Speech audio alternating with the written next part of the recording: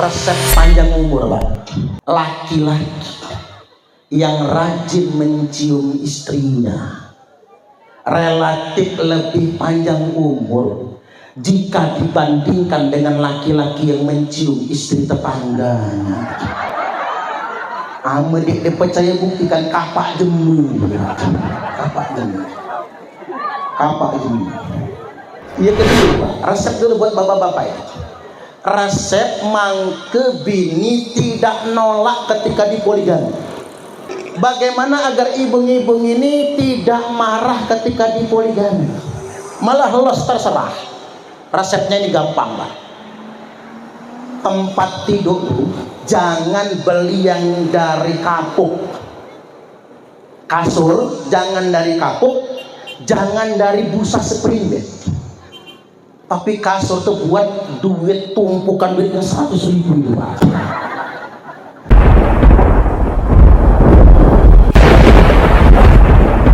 Baik hadirin wal hadirat rahimakumullah. Di awal yang ringan-ringan dulu Bapak Ibu. Tadi sesuai dengan himbauan Pak Kapon, Pak Lurah sajalah. Kalau Kapon tuh jeme di YouTube dia paham.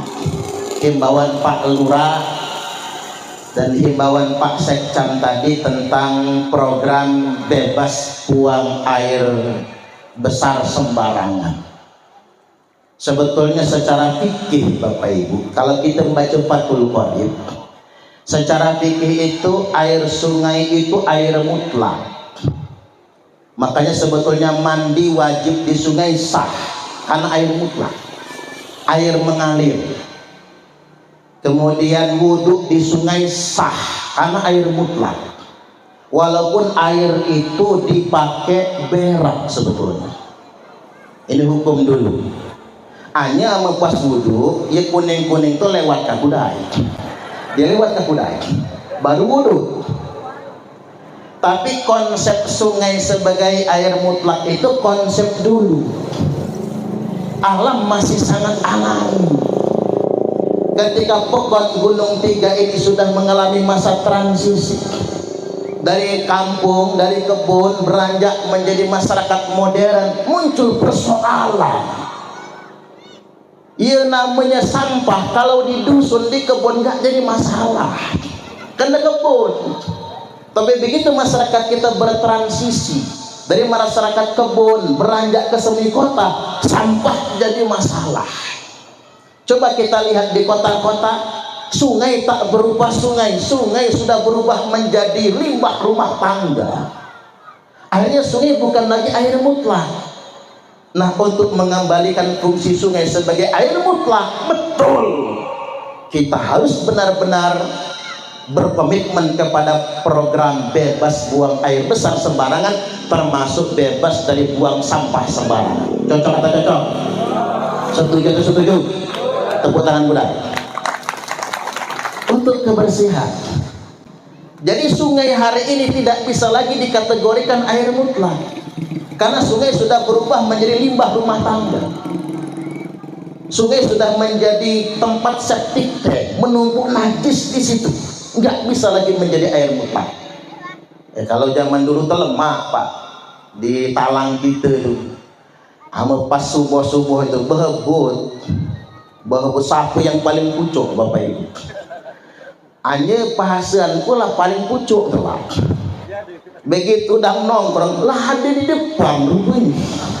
Dulu-duluan pakai ayah, karena memang konsep masih alami. Tapi sekarang semua sudah berubah. Kalau sampah sudah menjadi persoalan, berarti masyarakat Ulu Belu pada umumnya sudah mengalami sebuah transisi menuju masyarakat semi kota. Mudah-mudahan semakin maju. Allahumma amin, amin ya rabbal alamin. Yang jelas, at-tuhuru syatrul iman. Kesucian itu adalah salah satu cabang dari keimanan. Atau tagline umat Islam itu an-nadhafatu minal iman. An-nadhafah, kebersihan itu minal iman, adalah sebagian daripada iman. Artinya menjaga kebersihan, menjaga kesucian bagian daripada komitmen keimanan kita semua. Yang berikutnya masih yang ringan-ringan. Halo, ini bapak-bapak yang ngudut, silahkan ngudut Pak, silahkan. Hanya aku ini dia mengharamkan rokok. Yang nak ngudut silahkan ngudut. Kalau kata Muhammadiyah rokok itu haram. Kalau kata NU rokok itu makruh. Tapi kalau kata tetangga saya rokok itu sunnah. Susah nahan. Hanya kata santri rokok itu wajib. Ngapa wajib? Karena mendengarkan ceramah ini wajib. Kalau dengan ngudut mendengarkan nyimak ceramahnya lebih konsentrasi, maka ngudut jadi wajib itu. Karena ada kaidah usulnya, mala yatimul wajib illa bihi fahuwa wajib. Suatu perkara tidak sempurna, saya ulangi, perkara wajib tidak sempurna melaksanakannya illa bihi, kecuali dengan sesuatu, fahuwa wajib, maka sesuatu itu menjadi wajib. Maksudnya ini mamang-mamang wak-wak ame dek de ngudut ngane ka ceramahnya malah dek de husu dek de masuk hanya ame ngudut konsentrasi masuk kalau wajib ngudut. Maka yang menang rokok silahkan ngudut. Ame dek de video rokok minta ngak kancing, ame dek de malu.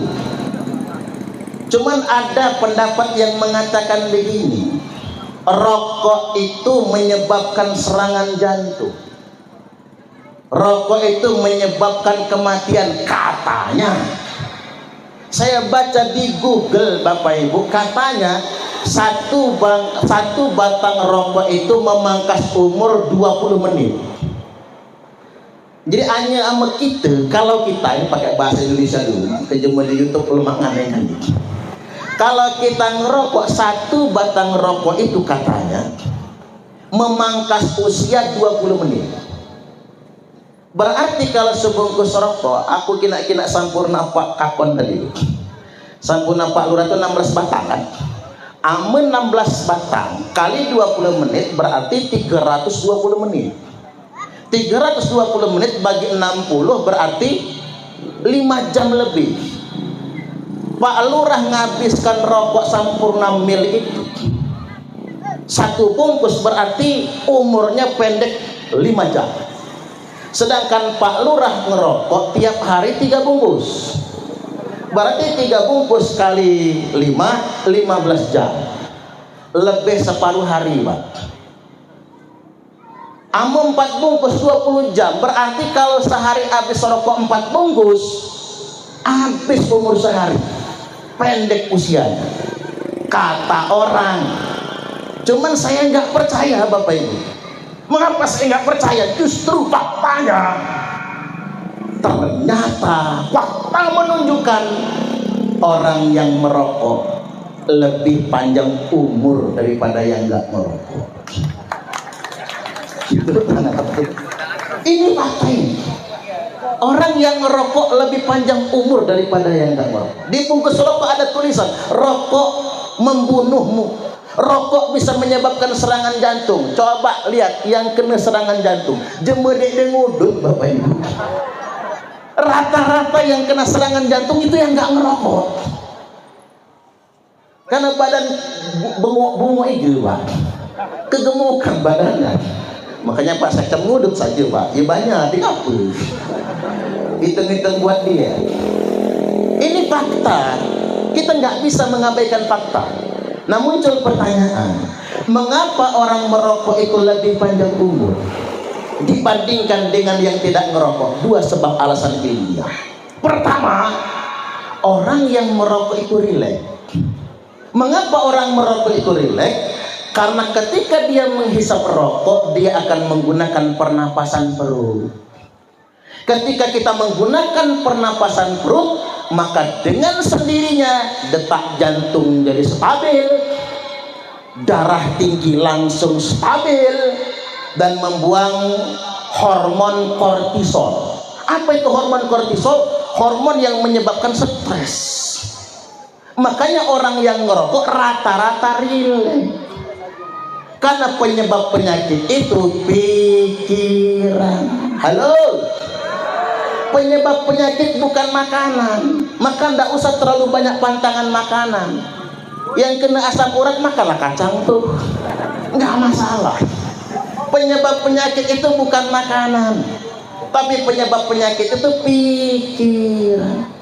Dan pikiran yang paling membebani itu cicilan. Makanya kita butuh relaksasi. Makanya ibung-ibung, halo, buat ibung-ibung, kalau bapak-bapak nih nak ngudut, nangkanlah bung. Dang pusing ngudut. Bini di rumah gawinya merepet terus. Peneng ngudut. Dang kati rokok, huse ngerayau pada Pak Kakon, Pak. Pasti ada rokok di situ. Ada cicilan tunggakan, tukang kredit datang ngudut. Ada relaksasi. Itu ilmiah bukan karangan. Orang yang menggunakan pernapasan perut, dia akan mengalami relaksasi dan membuang hormon kortisol yang menyebabkan stres. Itu yang pertama. Yang kedua, orang yang merokok itu Bapak Ibu cenderung badannya tidak gemuk. Karena kalau orang gemuk kebanyakan lemak kayak Pak Sekjam, rentan dengan berbagai macam penyakit. Tapi kita doakanlah Pak Sekjam selalu sehat panjang umur. Allahumma amin, amin ya rabbal alamin. Tapi terlepas pro kontra, ada yang senang udut, ada yang tidak senang udut. Yang jelas begini, kita ini hidup pengen sehat, ya Pak ya. Makanya saya tidak setuju dengan kalimat rokok membunuhmu. Ajal itu bukan urusan rokok, ajal itu takdir Allah, ya Pak ya. Begini Bapak Ibu, mengapa kita berobat kalau sakit? Berobat kalau sakit itu bukan agar tidak mati. Itu salah niat itu. Ngapa wak berobat? Untuk digancang mati. Salah. Berobat itu bukan karena engke dia digancang mati, tapi berobat itu kalau sakit agar sehat. Makanya katuma hati-hati sama bermotor, halang ngebut tiga, halang ugal-ugalan ngapa mah ame tumbur puso mati lemah, gancang kubur kanu juma. Dapat dasar harga, tapi ame tumbur mobil patah keting patah tangan jadi urusan. Aunian pula rumah tuh ame jeme Pak, langsung mati lemah, selesai urusan. Tapi kalau sakit patah kaki patah tangan, sudah sakit cerewet, bini telah ngambil anduk kena marah, bini telah buat teh kena marah, bini sambil ngaduk teh batin dia, bila mati dia masih kuat. Saking kesal ngurus rumah sakit itu tadi Pak, lah kesalnya. Jadi motivasi kita menjaga kesehatan itu agar tidak sakit. Ketika berobat agar sehat, bukan agar tidak mati. Itulah mengapa Rasulullah Sallallahu Alaihi Wasallam telah bersabda, la ba'sa bil ghina liman ittaqa. Tidak mengapa orang bertakwa itu kaya. Orang beriman kaya, orang bertakwa kaya, nyumbang masjid, nyumbang pesantren untuk kebaikan, untuk beramal solih. Tetapi as-sihhatu liman ittaqa khairum minal ghina. Tetapi sehat bagi orang yang bertakwa lebih baik daripada kaya. Buat apa kaya Bapak Ibu kalau nggak sehat? Rumah gedong bertingkat, mobilnya 4, bininya masih kok saja dulu.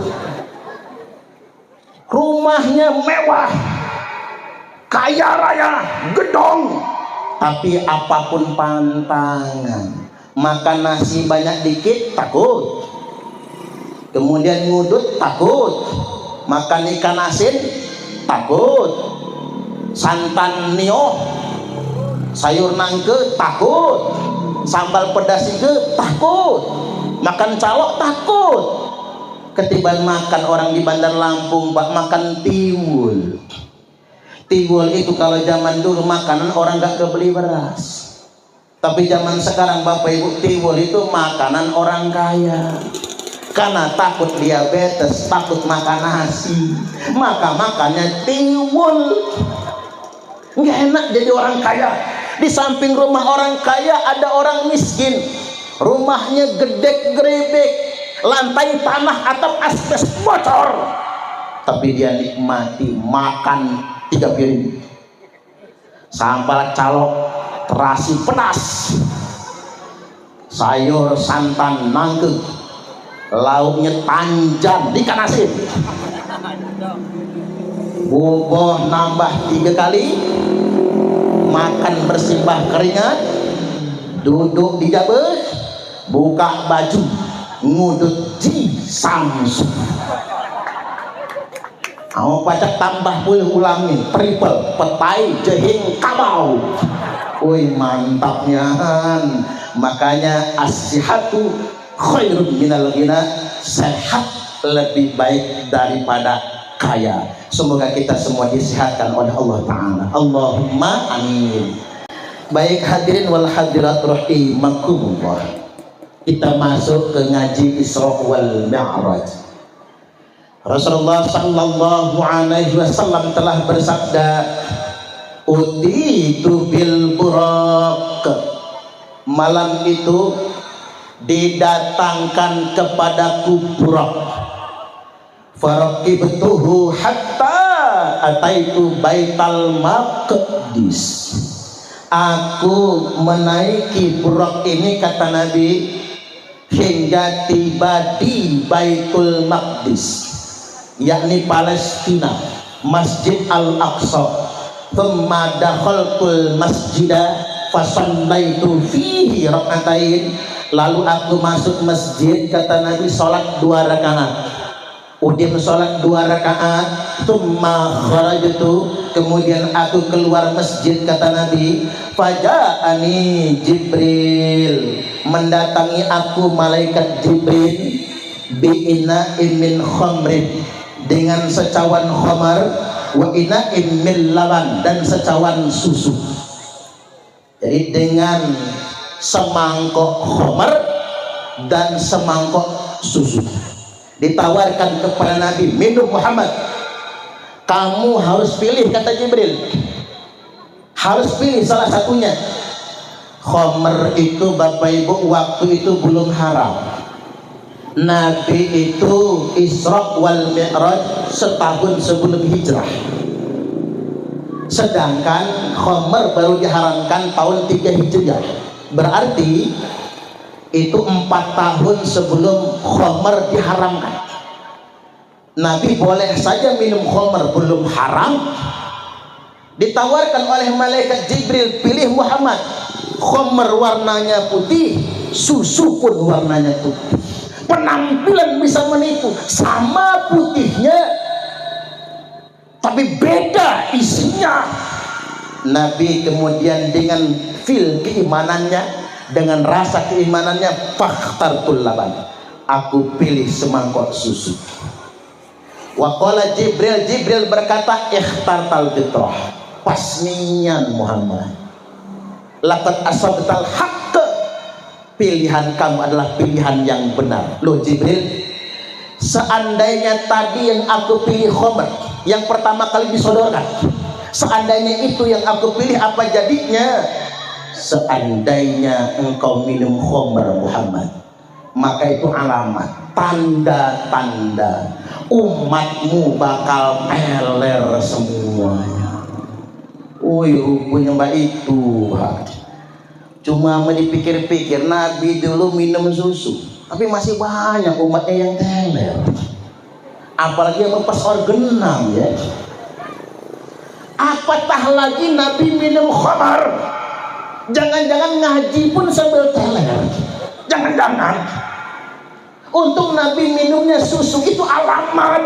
Ada yang teler dikit, nggak kebanyakan. Oh yang di dusun kita Pak, di Semende sana, oh diusir, Dengan macam-macam dusun semende. Kita kan masih ada kiai besar Sumatera ini, Kiai Gerentam. Salah satu keluarga Kiai Gerentam itu kalau di Bandar Lampung, Kiai Mahmudin Bunyamin LCMI, mantan dekan Fakultas Adab. Tuding bahading dengan ngak Kiai Gerentam. Kalau di dusun semende saja dia menggalak mabok, galak minum, diusir. Jangan di sini kalau nak minum. Masih luar biasa itu Bapak.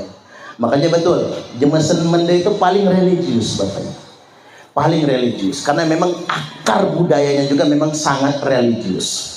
Jadi balik lagi bahwasanya Nabi minumnya susu karena hidup ini merupakan pilihan. Kita harus memilih antara yang hak dengan yang batil. Cuman kalau dipikir-pikir Bapak Ibu, itu milihnya enak, alamatnya jelas, adresnya pasti. Minum yang tangan kanan susu, yang tangan kiri khamr, jelas alamatnya. Persis kayak nyanyian zaman dulu itu, madu,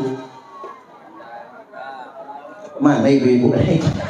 Madu di tangan kananmu, racun. Oh, nyaut pula. Madu di tangan kananmu, racun di tangan kirimu. Lemah milihnya.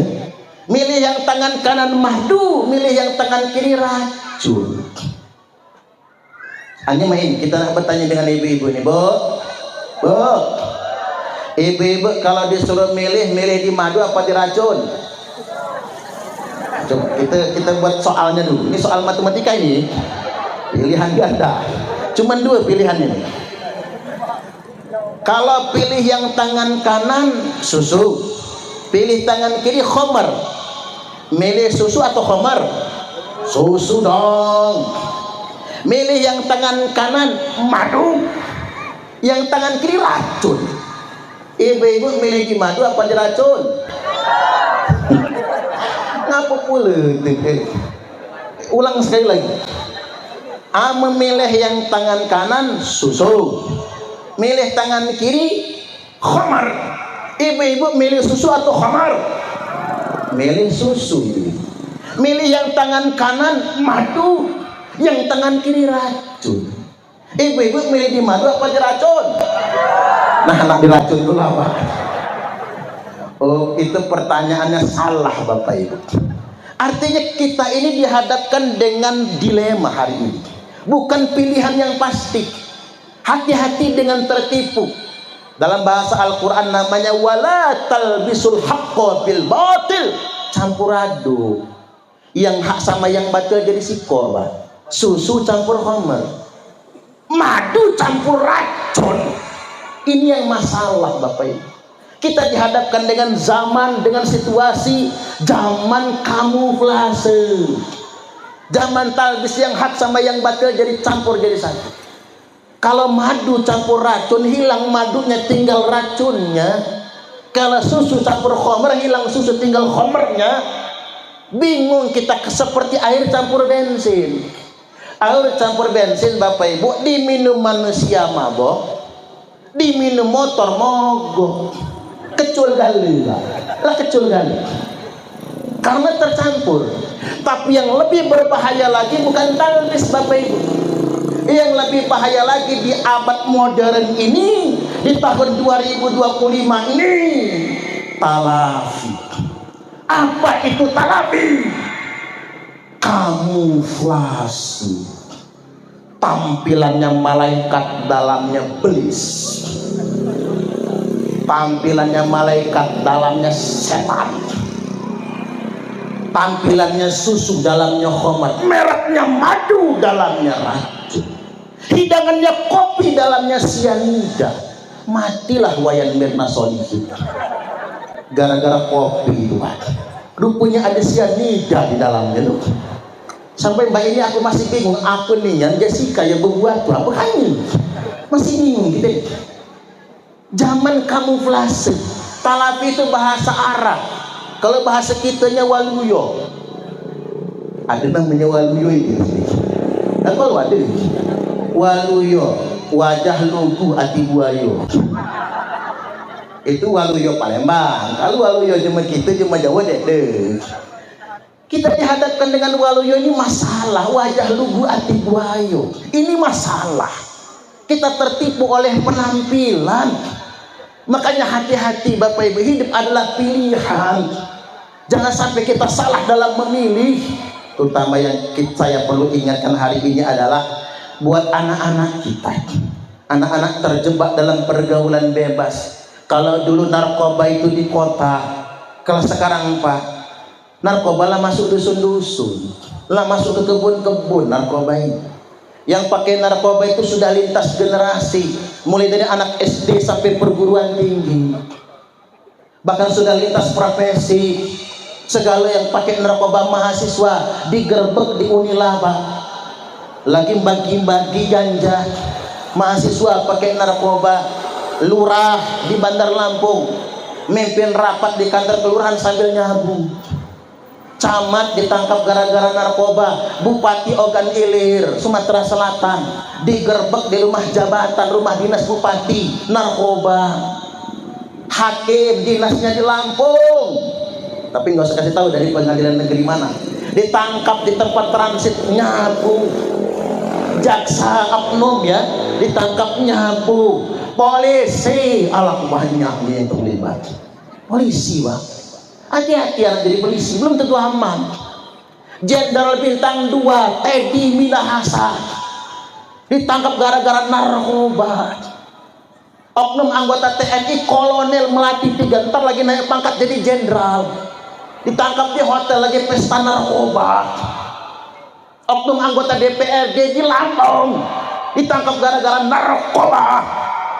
Ustadz ada jak Jember, ada penceramah dari Jember ditangkap sabu-sabu.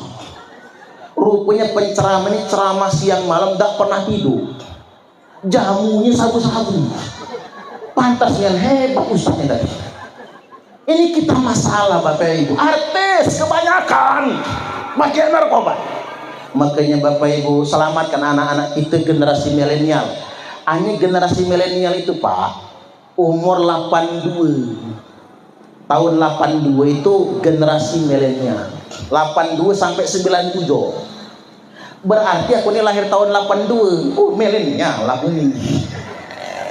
82 sampai 97. 98, 97 itu generasi Z, Gen Z namanya. Jadi budak-budak makna ini yang lah bujang-bujang, bahkan ada yang sudah menikah, itu Gen Z. Ia masih kecek-kecek, namanya post Z generasi. Nah kayak Pak Humas PGE, beliau ini Gen Z. Gue Gen Z, udah Gen Z ganteng kan begitu. Ini masuk dalam kategori Gen Z. Baik Bapak Ibu hadirin wal hadirat rahimakumullah, menyelamatkan generasi milenial dan generasi Z, Gen Z dan post Z. Bagaimana cara kita menyelamatkannya? Kirim ke pondok pesantren. Hanya kalau anak digalak Bapak Ibu, jangan dipaksa Pak, kabur dari ini. Kalau anak ini nak PAUD, TK, SD, SMP, SMA, unilah umpama nih, jangan dipaksa, tapi berpakat dengan anak. Nah, aneh kan kata bapak nih, apa Pak, apa yang di sini inilah papah gali, papa nggak papi, itu. Aneh kan kata bapak, kamu boleh sekolahnya SD, SMP, SMA, unilah, tapi ngaji ya. Bersepakat dengan anak, ngaji ya. Antarkan anak ke guru ngaji, datangi guru ngaji, adi, umi, ustadz, ustadzah, pak yai, bu nyai, apa mantaunya, apa uang, apa ibung. Kita panggil Bapak Ibu, titip anak kami, mohon ajarkan Al-Quran. Kalau dia nakal, marahi. Kalau dia melawan, gebuk. Hanya dia bangun, sabar. Kalau keturunan, entah ini nak keturunan siapa, keturunan bapaknya pendungnya gini-gini. Biasanya anak-anak itu Pak banyak nurunin endungnya membangun. Biasa. Ada budak kecil ditanya rumahnya, 1 tambah 1 berapa? Enggak tahu.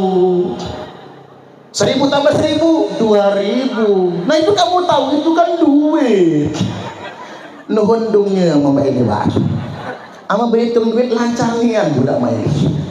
Ama matematika nian dia dapat pecah. Jadi balik lagi Bapak Ibu, titip anak kita ke guru ngaji. Kalau bisa Pak, demi berkahnya ilmu, keluarkan DP-nya 5 juta. Ada di Gunung Tiga Mbak itu. Oh kiamat amat. Kadang-kadang mohon maaf Bapak Ibu, tidak mesti demikian. Kadang-kadang kita berhitung Mbak, berhitung. Kalau ngudut sahih itu sebungkus paling dikit. Katakanlah rokok paling murah lah, 10.000 sebungkus. Kali ke sebulan 300.000. Kalau untuk ngudut saja 300.000 sebulan, nggak salah Bapak Ibu. Kalau kita ngasih guru ngaji 300 sebulan, nggak salah. Halo, halo, ibu-ibu, aneh nggak? Ame bapak-bapak nih ngudut 10.000 sehari, dimurah-murahkan. Kalikan sebulan 300.000, nggak salah. Dengan jumlah yang sama kita kasih guru ngaji 300.000 sebulan. Nggak usah banyak-banyak murid guru ngaji, 20 orang saja. 20 kali 300.000, 6 juta. Guru ngaji dapat 6 juta sebulan. Nyicil lagi ya langsung Pak. Uji bapak-bapak, oi Pak Ustaz aku dik ngudut. Nah iya dik ngudut bayar double, 600.000. 600 kali 20, 12 juta. Dik jadi nyicil aja langsung Innova. Kadang-kadang mohon maaf Bapak Ibu, cuman ditarik iuran 20.000 sebulan, 10.000 sebulan. Banyak orang tua yang ngomong begini, guru ngaji sekarang nggak ikhlas. Luar biasa. Hanya gara-gara uang 10.000, 20.000, mulutnya ngomong Bapak Ibu, guru ngaji sekarang nggak ikhlas. Luar biasa. Oi Pak, Bu, guru ngaji itu guru paling ikhlas sedunia internasional. Saya belum pernah nonton berita ada guru ngaji demo minta diangkat PNS. Nggak ada ceritanya itu. Guru ngaji itu pengen minta ke orang tua wali santri, tapi bertahan demi harga diri. Mengapa harga diri penting bagi guru ngaji? Karena dia mengajarkan Al-Quran. Dia tahu itu Al-Quran. Makanya dia pantang minta. Kita yang harus ngerti Bapak Ibu.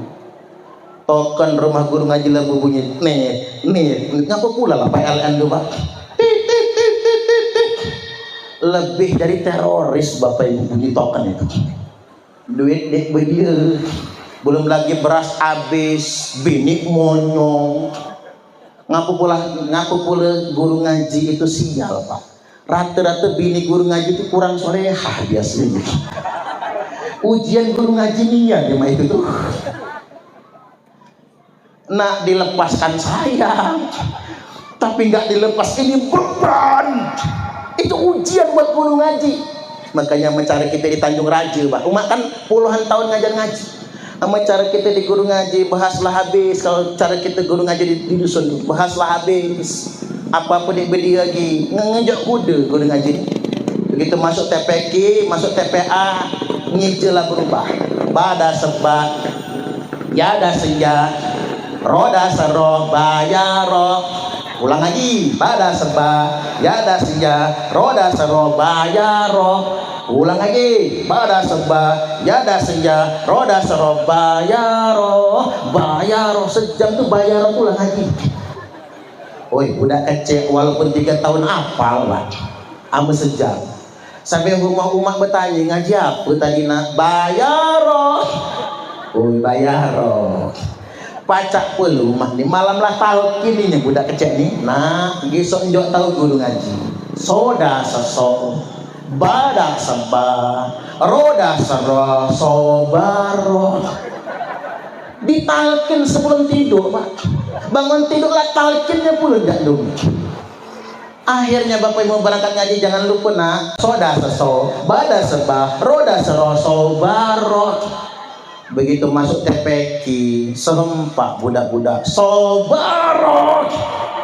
Kasihan guru ngaji. Artis dibayar mahal, tapi kelakuan oknumnya merusak moral bangsa. Guru dibayar murah, tapi dituntut memperbaiki moral bangsa. Coba kita berhitung. Ayu Ting Ting nyanyi kok lagu alamat palsu 50 juta, nyanyi nggak nyampe 5 menit. Kemudian Siti Badriah cuma nyanyi 1 lagu, emang lagi santai, 50 juta nyanyi nggak nyampe 5 menit. Kemudian Lesti Kejora, istrinya Rizky Bilar, disingkat Leslar, nyanyi 1 lagu 50 juta, nyanyi nggak nyampe 5 menit. Biduan Indonesia dengan tarif paling mahal itu Agnes Monica, nyebutnya Agnes Mo, nyanyi 1 lagu 200 juta, nyanyi nggak nyampe 5 menit. Nah saya Bapak Ibu ceramah bengak-bengok main lah sejam lebih nih Pak, itu Mbak itu. Tapi yang ikhlas, malu dengan guru ngaji. Halo? Lanjut. Baru setengah 12. Selesai minum susu Nabi kita, tumma urijabina ila sama'id dunya. Kemudian kami, kata Nabi, naik ke langit dunia. Langit yang pertama, fastaftaha Jibril. Jibril minta dibukakan pintu. Keluar penjaga pintu langit, man anta, Anda siapa? Ana Jibril, saya Jibril. Wa man ma'aka, yang bersama Anda siapa? Muhammad, yang bersama saya Muhammad. Wa qad bu'itha ilaih, memang si Muhammad ini diutus oleh Allah. Wa qad bu'itha ilaih, dia sudah diutus. Buka baju ada khotam stempel kenabian. Kita nak ke negara luar Pak, harus ada paspor. Mana stempelnya di situ? Pemeriksaan. Sama dengan masuk pintu langit, pemeriksaan. Begitu diperiksa, betul ini kekasih Allah. Fafutihalana, dibukakan pintu langit yang pertama. Faida Nabi Adam alaihi salam, ketika terbuka, saya disambut oleh Nabi Adam alaihi salam. Farhababi wa da'ali bi khair. Adam menyambut aku dan mendoakan aku dengan kebaikan-kebaikan. Jadi bapak moyang umat manusia bertemu dengan anak tercintanya, kekasih Allah, Nabiullah Muhammad sallallahu alaihi wasallam wa ala alihi.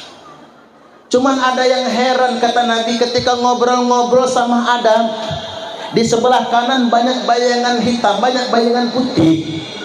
Di sebelah kirinya banyak bayangan hitam. Man haula'i ya Jibril? Mereka itu siapa Jibril? Kata Jibril, yang sebelah kanan Muhammad itu adalah arwah, ruh-ruh anak cucu Adam. Makanya kalau kita nih ngirim Fatihah Pak, amena banyak langsung kita nyebutnya arwah. Arwah itu banyak. Kalau ruh itu kan siko-siko. Cuma aku bingung pula macam semende. 2 laki istri. 2 laki istri. Wah, kalau jemugan 2 sekelamin. Kalau jemu semene 2 laki istri, jemugan 2 sekelamin. Bingung jemu lain Pak menerjemahkannya itu apa. Ya pacak jemu semene nggak ugan tuh lah. 2 laki istri 2 sekelamin itu.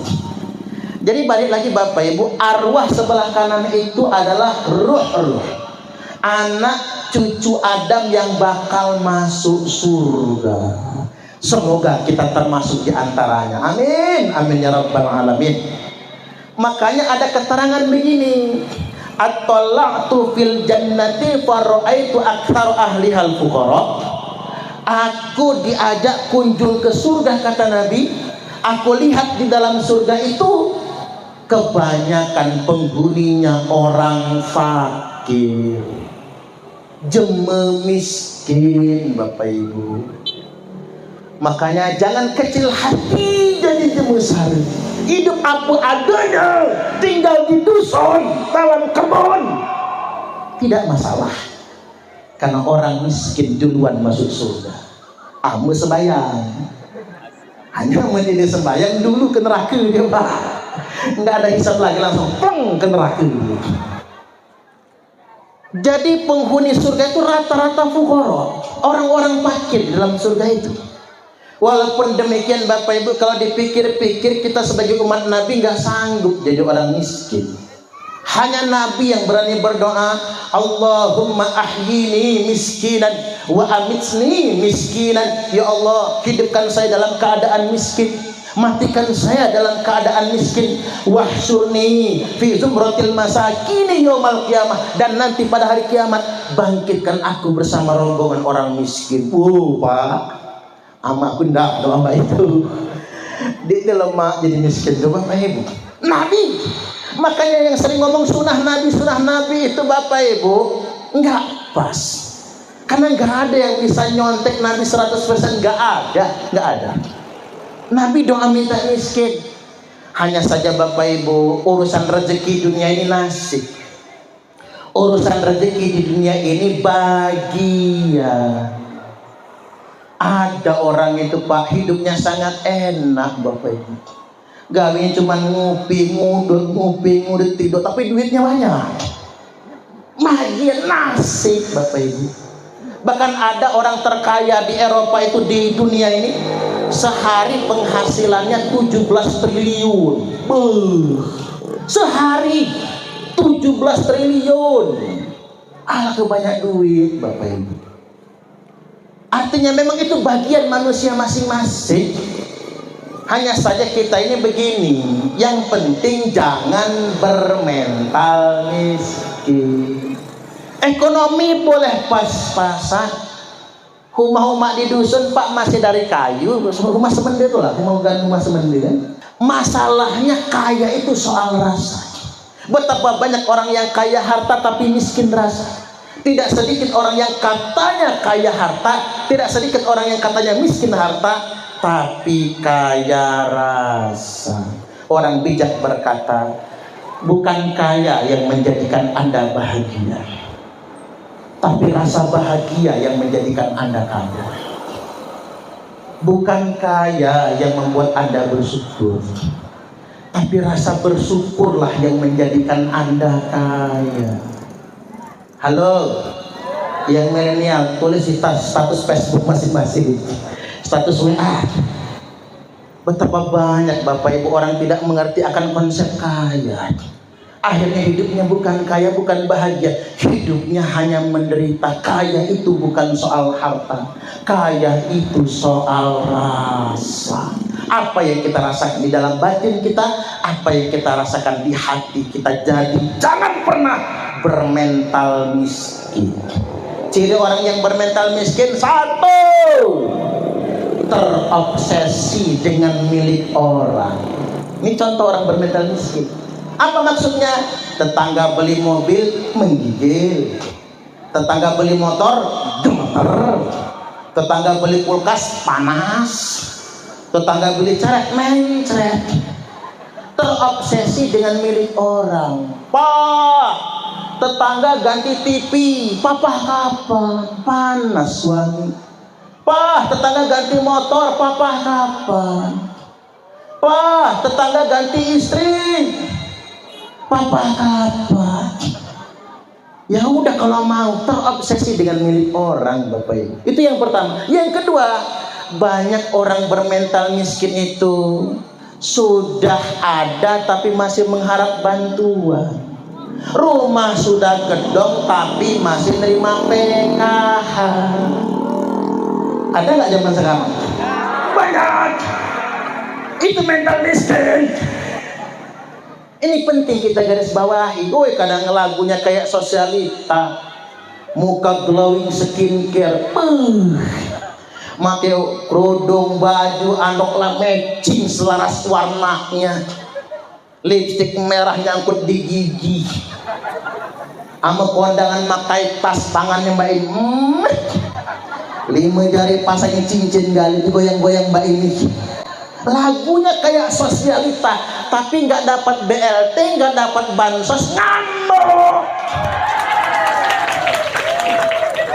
Ini di sana, kalau di Ulu Belu pusatnya. Ini fenomena di Indonesia Bapak Ibu, fenomena. Makanya Bapak Ibu, saya sebagai mubalik juga mengingatkan pemerintah. Saya nggak setuju dengan program makan siang gratis atau makan bergizi gratis, karena biayanya mahal Pak. itu nanti sampai 300 triliun. Orang barat punya istilah no free lunch, tidak ada makan siang gratis. Keju gratis hanya ada di perangkap tikus. Ikan asin gratis, Pak, cuman ada di perangkap tikus. Artinya kalau rakyat ini dijejalkan gratis, apalagi makanan, itu nggak mendidik. Akhirnya uang 300 triliun cuma jadi bancakan, cuma jadi bahan korupsi. Saya usul kepada pemerintah, satu, program makan siang gratis dikonversikan, ganti saja dengan sekolah bebas biaya. SD, SMP, SMA sampai kuliah bebas biaya. Sekolah tuh mahal nian mah ini, Pak. Tanyalah Pak Kakon. Apalagi Al-Azhar. Al-Azhar itu berdaftar ulanglah belasan juta.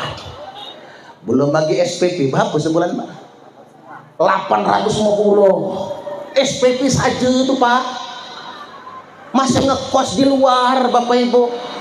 Bandingkan dengan pondok kita, Pak. Pondok kita itu, Pak, pondok paling murah se-Indonesia ini 400.000 sebulan.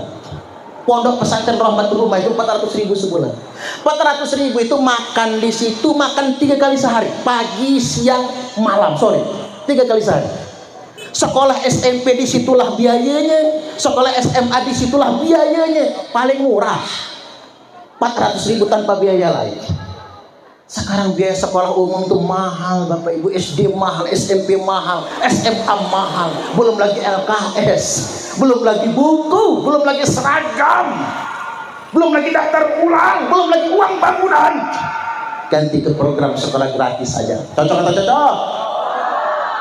Kalaupun nggak mau dikonversi ke sekolah bebas biaya, seandainya satu kali makan tuh 15.000, umpamanya kalau di pondok, kalikan sebulan 450, Bapak Ibu, atau dikit-dikit kasih 300.000 sebulan.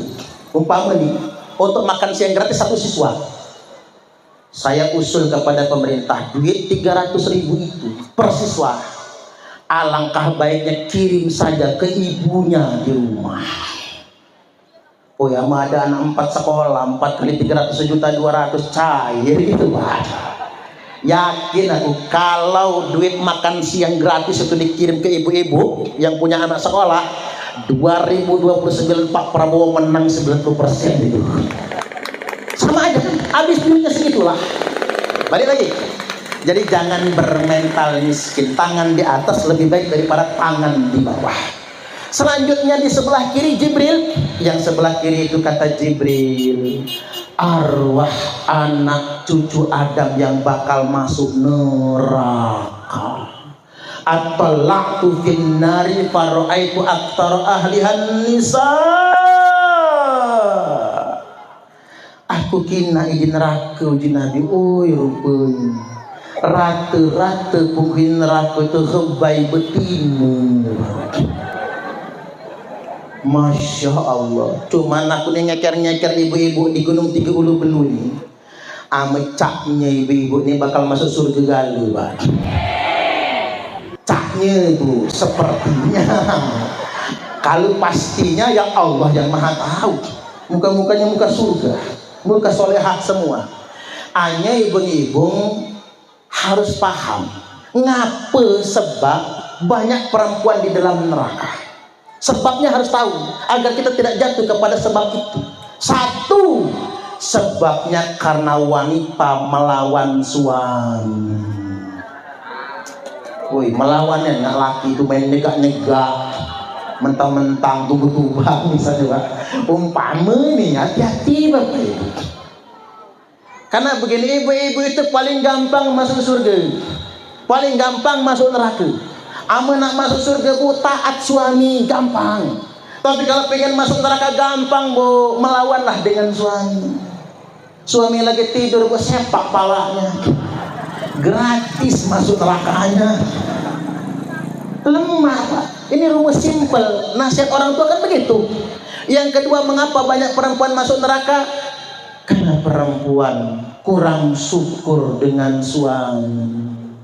Ada uang abang disayang, nggak ada uang abang ditendang. Kalau dopek laki lagi gemuk, mau dia dipeluk-peluk. Tapi kalau dopek laki lagi nipis, laki megang bilangnya najis. Jijai bajai najong talala. Sampai segitunya Bapak Ibu. Hanya ini Pak, jangan cuman memaksa perempuan untuk qanaah. Suami juga harus dermawan dengan istri. Karena ada suami-suami yang pelit itu ada. Udah ngasihnya cuman dikit, udah pelit, ngasihnya cuman dikit, itu pun diungkit-ungkit. Allah Akbar. Ada nggak Bu? Yang mana orangnya? Kalau di sini, ala ke kemehit manusia, kemehit kedekut piset pun. Lengkap sudah penderita emak-emak nih. Paling sengsara kalau suami pelit itu Bu, paling sengsara. Makanya bapak-bapak sekali-kali lah Pak, dermawan dengan istri. Mama, sini kudai mama. Kele papa. Mama nidangnya sah di sini. Selesai duduk mama. Rogoh kantong kanan Pak. Ambil duit 15 juta. Agak empas kali mijal. Uang apa ini papa? Ini duit belanja mama. Buat beli beras, bayar listrik, ongkos anak sekolah, untuk cicilan kulkas, cicilan seragam pengajian, cicilan tupperware. Cukup mama? Oi cukup papa. Besise, ame besise simpan dengan mama itulah. Alhamdulillah. Uang yang sudah dikasih istri Pak, jangan pernah ditanya lagi. Kalau ditanya jawabnya nggak ada lagi soalnya. Istri ngekep duit 15 juta Bapak Ibu nak nyimpan di kamar. Apa kata suami? Kelek udai mama. Rogoh lagi kantong kiri Pak, ambil lagi 15 juta. Empas kali. Apa lagi ini papa? Ini bonus untuk mama. Capek mama masak. Agak drama itu Pak. Capek mama ngurus papa. Capek ngurus budak-budak nih mama. Ini 15 juta.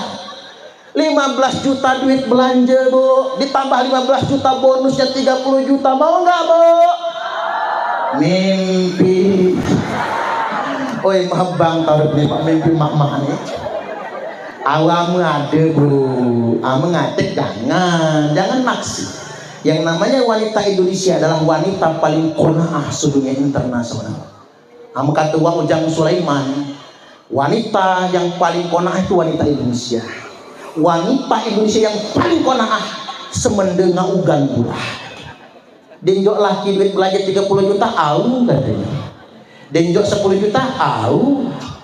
Denjok 5 juta, au. Denjok 50.000, au. Saking aunya paling qanaah. Selanjutnya Bapak Ibu yang ketiga, wanita yang bakal masuk neraka itu siapa? Maaf betul, yang mengotori ranjang suami. Suami peras keringat banting tulang, kepala jadi kaki, kaki jadi kepala. Berjuang bertaruh nyawa demi menafkahi keluarga. Istri malah mengotori ranjang suami. Itulah orang yang bakal terlaknat. Hati-hati Bu, jaga. Dan bapak-bapak juga biasakanlah memuji istri seperti Nabi memuji istri. Ya Humairah, wahai yang kemerah-merahan. Agar mengapa? Itulah sunnah Nabi dalam menjaga kehormatan istri. Istri yang tidak pernah dipuji suami bahaya ketika dipuji suami tetangga. Dan saya perlu pesan sama bapak-bapak, ini pesan resep panjang umur Pak. Resep panjang umur itu Pak, laki-laki yang rajin mencium istrinya relatif lebih panjang umur jika dibandingkan dengan laki-laki yang mencium istri tetangganya. Dia percaya buktikan kapak jemu. Kapak jemu. Selesai Pak, harga diri soalnya itu. Yang kedua Pak, resep dulu buat bapak-bapak itu. Resep mangke bini tidak nolak ketika dipoligami. Halo, pengen tahu? Maaf ya Bu, ibu-ibu maaf tahu. Bagaimana agar ibu-ibu ini tidak marah ketika dipoligami, malah los terserah. Resepnya ini gampang Pak. Tempat tidur jangan beli yang dari kapuk. Kasur jangan dari kapuk, jangan dari busa spring bed. Tapi kasur tuh buat duit, tumpukan duitnya 100.000 itu Pak. Kalau tumpukan duit itu lambah itu gak ada Bapak Ibu. Insya Allah beda kemarah dia Pak. Apa kendak kau terserah sana. Ini Bapak Ibu hiduplah sareh di poligami sengsara Bapak Ibu. Sakit hati, sakit perasaan. Baik, yang selanjutnya dikit lagi. Naik Nabi ke langit kedua, kita persingkat ini karena sudah mau zuhur. Naik kedua, ketiga, keempat, kelima, keenam, ketujuh. Dan di langit kedua ketemu dengan Nabi Isa, Nabi Yahya. Dan langit ketiga ketemu dengan Nabi Yusuf alaihi salam. Langit keempat ketemu dengan Nabi Idris alaihi salam. Langit yang kelima ketemu dengan Nabi Harun alaihi salam. Langit yang keenam ketemu dengan Nabi Musa alaihi salam. Langit yang ketujuh ketemu dengan Nabi Ibrahim alaihi salam, musnidan huwa musnidan dhahrahu ilal baitil ma'mur. Ketika itu Nabi Ibrahim sedang nyandah nih, bertelakan di Baitul Ma'mur. Apa itu Baitul Ma'mur? Baitul Ma'mur itu Bapak Ibu Ka'bahnya malaikat. Kalau Ka'bah manusia Baitullah di Mekah, tapi kalau Ka'bah malaikat Baitul Ma'mur. Dari Baitul Ma'mur Nabi kita tsumma dzahaba bi ila sidratil muntaha. Lalu saya dibawa ke Sidratul Muntaha, kata Nabi.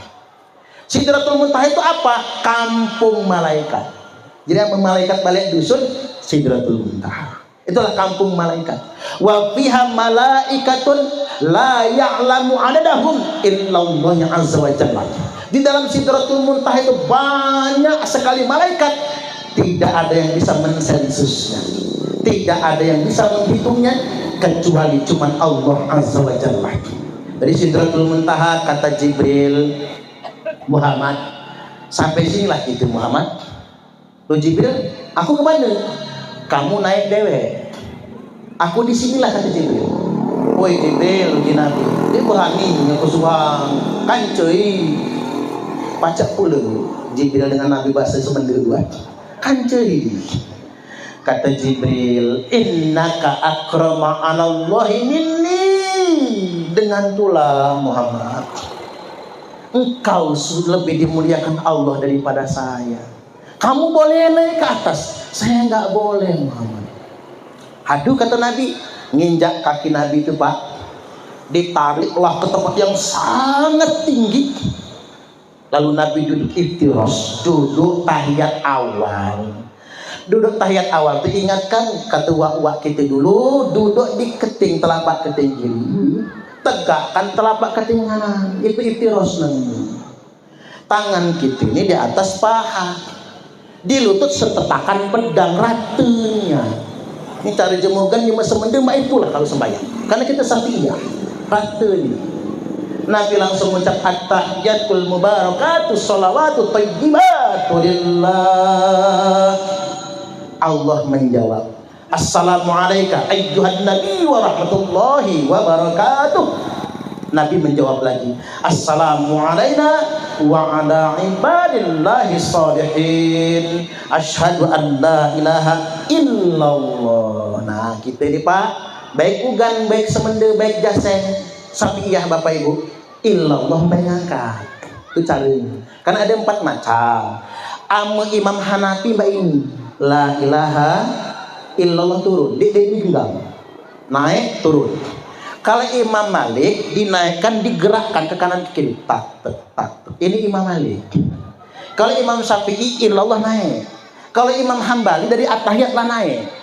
Anyi mah ini Bapak Ibu, di mana bumi dipijak, di situ langit dijunjung.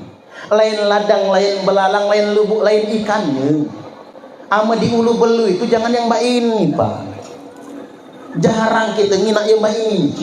Ya biasa saja, cara-cara jemaah NU, cara-cara jemaah Semendenilah. Barulah kemudian Nabi fa'auhallahu ta'ala alayya khamsina sholat, Allah wahyukan kepada saya 50 sholat. Singkat cerita ditawar-tawar, jadilah tinggal 5 waktu. Allah kemudian berfirman, ya Muhammad, wahai Muhammad, innahunna khamsa sholawatin, sesungguhnya dari 50 tadi sebenarnya Muhammad 5 waktu sholat. Likulli sholatin asrun, satu sholat nilainya 10.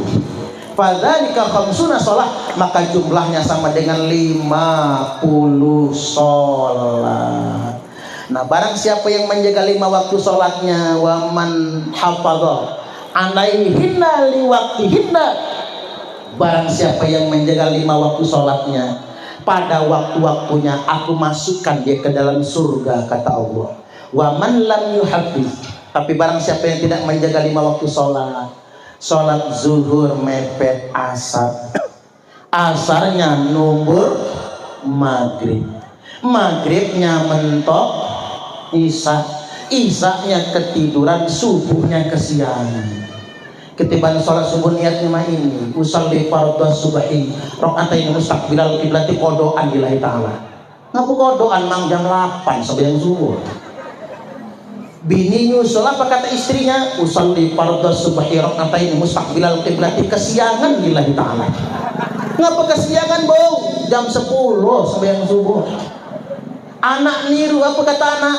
Usalli fardhu subhi wal zuhri wal asri wal maghribi wal isya'i, royoan oplosan lillahi ta'ala. Milenial tuh calak-calak Bapak Ibu. Jemaah kota lebih hebring, subuh maraton, zuhur ke salon, asar main badminton, maghrib mainin handphone, isya nonton sinetron, mati kena Smackdown malaikat Israel. Nah terakhir kan kita ini cuma semende rata-rata Bapak Ibu. Ini maaf ya terakhir ini agak kasar ya Pak. Karena kita cuma semende di ngapulah ya. Pesan unggang kan umak itu Mbak Umak kalau jemugan manggil unggang. Kalau kita kan nineng kali kan. Jadi unggang itu kan wan satib suib. Unggawan satib suib ini silsilah keilmuannya juga sanatnya ke Kiai Fadil Amin ini gurunya. Unggang pun tuh ke Kiai Fadil Amin itu. Jadi uji unggang ame laki tidoh gok bini dia sembahyang sama saja tidoh dengan anjing.